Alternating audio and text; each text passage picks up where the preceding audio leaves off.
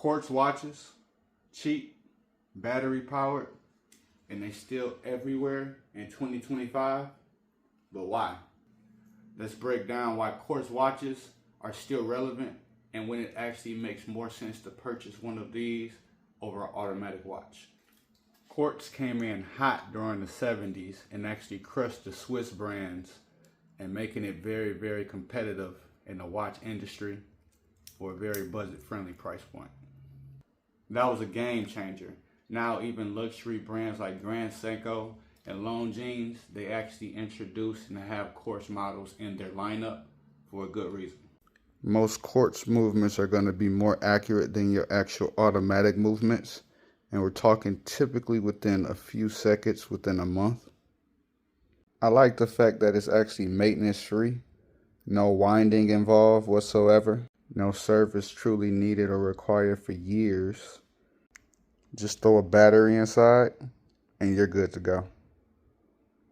Typically, you get roughly around 2 to 3 years for your battery life, but you also have an affordable watch option that gives you a beautiful, classic look that you may be going for. Quartz watches, as you see, are often a lot more slimmer and thinner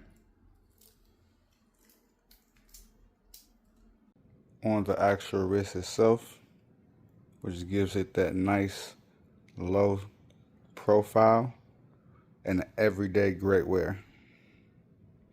Even the Invicta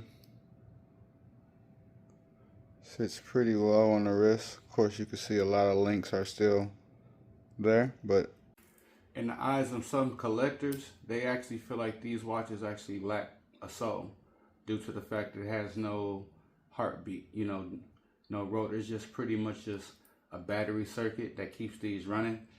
Some watches, they say they tick, even though some watches don't always tick, right? They have more of a gliding sign or sound to it, right? But some of those collectors have their own opinions based upon what they feel in price point, and they kind of look at these as disposable.